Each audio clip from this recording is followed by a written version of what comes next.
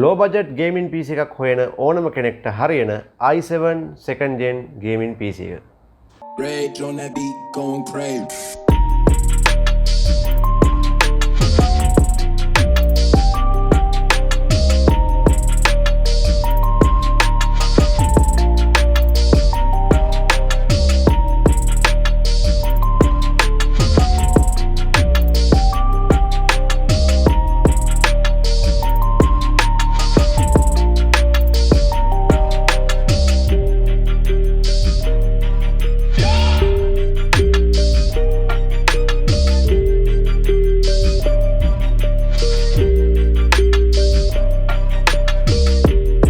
ඉතින් හැමෝම ආදරෙන් පිළිගන්නවා අදත් ලස්සන වීඩියෝ එකකට ඔයාලා කාලයක් තිස්සේ හොය හිටපු low budget PC build එකක් තමයි මේ අරන් එන්නේ.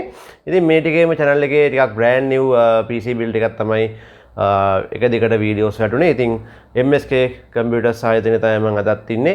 ඉතින් එක customers ලට අවශ්‍ය PC builds තමයි මෙතනදී අපි ඔකඩම්ම වීඩියෝ අරන් එන්න. සමහරලාට අපි custom builds මේ වගේ හදනවා. ඒතර මේ හදන්නේ AM build එකක්. ඕන කෙනෙක්ට මේ වීඩියෝ එක පෙන්නලා මේකේ තියෙන item list එකට අනුව ඔයාලට ඇවිල්ලා හෝ quotation එකක් හදලා ඔයාලට web එකට ගිහිල්ලා හදලා එවන්න පුළුවන් ආයතනයට PC එක හදාගන්න. ඉතින් අද හදන්නේ i7 second gen gaming PC build එකක්. ඉතින් ටිකක් games play කරන්නත් පුළුවන් වෙනවා. සමහරවිට low budget කිව්වහම ගොඩාක් අපි බජට් එක කපලා ටිකක් අඩු items දැම්මොත් සමහරලාට games play කරන්න බැරි වෙන්න පුළුවන්. ඉතින් එහෙම වුණාම වැඩක් නැහැ නේ. මොකද gaming PC එකක් low budget හැදුවොත් games play කරගන්න පුළුවන් වෙන්න ඕනේ මේ range එකට. ඉතින් එහෙම හදපු එක build එකක් තමයි මේ ඔයාලට ඉදිරිපත් කරන්නේ. ඉතින් සියලුම items වල ඔයාලට විස්තර close up එකක් එක්කම බලා ගන්න පුළුවන් වේවි. ඉතින් මුලින්ම process එක දිහාවට හැරෙමු. ඉතින් මේක i7 second gen process එකක්. මේකේ cores 4ක් වගේම threads 8ක් include වෙනවා. ඉතින් සාමාන්‍යයෙන් මේක අපි අනිත් ඒවාත් එක්ක compare කරොත් එහෙම i5 3rd 4th i5 3rd වඩා හොඳයි. i5 4th එකක් හා similar performance කරනවා. ඒ වගේම i3 සාමාන්‍යයෙන් 8 gen 9 gen ආසන්නයෙන් performance කරනවා. මොකද cores 4ක් සහ thread 8ක් මේකේ තියෙන හින්දා.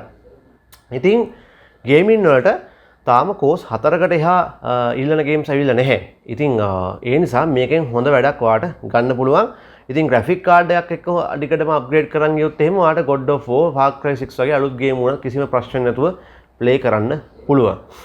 ඉතින් මේකෙදි තව දෙයක් කියන්න ඕනේ. සාමාන්‍යයෙන් cool එකක් සාමාන්‍යයෙන් මේකට නම් Intel cool එක ප්‍රමාණවත්. නමුත් අපි මෙතනදී ටිකක් ලොකු cool එකක් පොඩ්ඩක් use කරනවා. ටිකක් මේකේ ඔයාලට close up බලා ගන්න පුළුවන්. heat sink එක එහෙම ටිකක් හොඳටම තියෙනවා. හොඳ ඝනකම්ම heat sink එකක්. ඒ වගේම heat එක ගොඩක් manage කරන්න පුළුවන් heat sink එකක් එක්ක තියෙන cool එකක් තමයි අපි මේකට use කරන්නේ. ඉතින් මේකත් එක්ක processor එකේ cooling ප්‍රශ්නේ හොඳටම විසඳෙනවා. ඉතින් මේක හොඳ choice එකක් වේවි අපි යොදාගත්ත processor එකට. ඉතින් මේක motherboard එක විදිහට අපි H61 chipset එකත් එක්ක තමයි යන්නේ. ඉතින් H61 motherboard එකක් තමයි මේකට use කරන්නේ. ඉතින් මෙතනදී අපිට බලා ගන්න පුළුවන් motherboard එකේම RAM slot දෙකක් පමණයි තියෙන්නේ. RAM slot දෙකක් මේකට හොඳටම ඇති. ඉතින් අපි මේකට RAM එකක් විදිහට 8GB DDR3 RAM එකක් තමයි use කරන්නේ. ඉතින් ඕනම කෙනෙක්ට පුළුවන් තවත් 8GB DDR3 RAM එකක් මේකට high කරගෙන performance එක double කරගන්න. ඔය 16GB RAM කියලා කියන්නේ gaming වලට හොඳටම ප්‍රමාණවත්. මම ඔයාලට කලිනුත් කිව්වා මේක graphic card එකක් එක්ක upgrade කරන් යනවනම් මේ build එක නැවත processor එකකුයි motherboard එකකුයි ඔයාලට අවශ්‍ය වෙන්නේ නැහැ. මොකද i7 second gen එකක් කියලා කියන්නේ ඔයාලට GTX 1650 වගේ 4GB Vga එකක් වුණත් වැඩ කරගන්න පුළුවන්. මොකද ලොකු bottleneck එකක් එතනදී ඇති වෙන්නේ නැහැ. games play කරගන්න පුළුවන්. ඒ නිසා graphic card එකක් එක්ක upgrade කරා නම් මේ build එක කෙනෙක්ට හොඳ තේරීමක් වේවි. ඉතින් ඒ නිසා දැනට අපි 8GB RAM එකක් විතරයි මේකට select කරලා තියෙන්නේ. ඉතින් කෙනෙක්ට පුළුවන් මේක 16GB වෙනකල් upgrade කරගන්න. ඉතින් වැදගත්ම දේ මොන graphic card එකද අපි මේකට use කරන්න කියන එක. ඉතින් මේකට අපි use කරන්නේ කාලයක් ඔයාලා හොය හිටපු GTX 662GB DDR5 Vga එක on stock කියලා තියෙන MSK එකට. ඉතින් මේ build එකට GTX 660ක් දාලා තමයි මේ budget gaming build එක design කරලා තියෙන්නේ. ඉතින් GTX 660ට අලුත් gaming driver එක support කරන්නේ නැහැ games වලට. ඉතින් මේකෙන් අලුත් games ගහන්න බෑ. ඒක මුලින්ම කියන්න ඕනේ. ඉතින් සාමාන්‍ය පරාසයක් වෙනකල් games ගොඩක් මේකෙන් play කරන්න පුළුවන්. මේ පරාසය කියලා කිව්වම සාමාන්‍යයෙන් limit එකක් කියන්නේ. ඔයාලට game කිව්වොත් Assassin's Creed Odyssey වගේ වෙනකල් RDR2 ඒතකොට GTA V online එක, ඒතකොට GTA VRP උනත් කිසිම ප්‍රශ්නයක් නැහැ මේ 660 කාඩ් එකට. ඔයාලට ස්ට්‍රීමින් පැත්තට අවශ්‍ය නම් Free Fire PUBG වගේ එකක් නම් ස්ට්‍රීම් කරගන්න පුළුවන් මේක. කිසිම ප්‍රශ්නයක් නැහැ. COD Mobile වගේ එකක් ඒ කියන්නේ ඒ වගේ පොඩි ගේම්ස් තුනක් ඔයාලට ස්ට්‍රීම් කරගන්න පුළුවන්. Free Fire නම් කිසිම ප්‍රශ්නයක් නැහැ. GTA V නම් අමාරුයි ස්ට්‍රීම් කරන්න. මොකද මේ ඕන දෙයකට ලිමිට් එකක් කියලා එකක් තියෙනවනේ. ඉතින් ඒ නිසා ඔය කිව්ව දේවල් මේ VG එකෙන් හොඳට කරගන්න පුළුවන්. ඉතින් මේකත් එක්ක හොඳ මැච් වීමක් තියෙනවා. මේ VG එකට ඉතින් තව performance වැඩි කරගන්න ඕන නම් මම කිව්වාට GTX 760 960 1054 GB 1052 GB 1960 974 GB ඔය වගේ ගොඩක් බජට් ඔප්ෂන් තියෙනවා. 1650 අලුත්ම කාඩ් එක 4 GB ඔය වගේ ගොඩක් ඔප්ෂන් තියෙනවා අප්ග්‍රේඩ් කරගන්න කිසිම ප්‍රශ්නයක් නැතුව.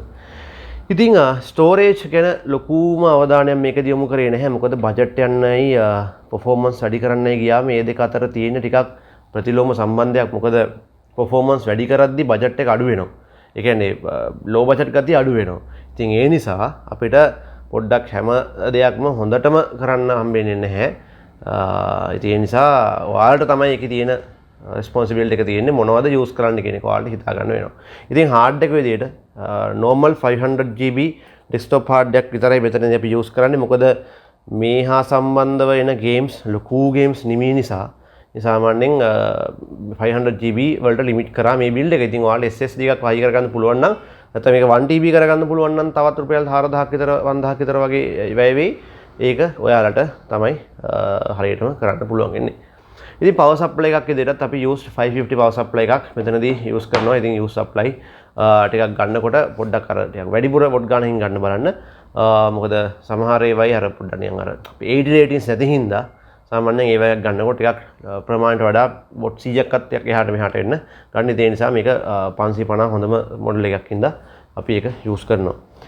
කේසින් එක වයිපර් කේසින් එක මේකම තෝරගන්න හේතුව පොඩ්ඩක් එක දෙයක් තමයි මේක චුට්ටක් පොඩි වගේ පෙනුමක් තිබ්බට මේකේ ෆෑන්ස් තුනක් මේකටම එනවා. ඉතින් ෆ්‍රන්ට් එකේ ෆෑන්ස් දෙකක් බලා ගන්න පුළුවන්. බැක් එකේ එක ෆෑන් එකක් බලා ගන්න පුළුවන්. ඉතින් කූලින් එක හොඳයි. මොකද ෆෑන්ස් තුනක් ඒකටම ඉන්ක්ලූඩ් කරලා හින්දා කූලින් එක ගොඩක් හොඳයි. කේසින් එක පොඩි වුණාට අපි බිල්ඩ් එක හැදෙනකොට බලමු මේ හැමදේම ඔයාලට ගේම් ප්ලේස් එක තුනකුත් අරන් එන්න බලාපොරොත්තු වෙනවා. ඉතින් එහෙනම් අපි බලමු කොහොමද මේක බිල්ඩ් අප් වෙන්නේ කියන එක.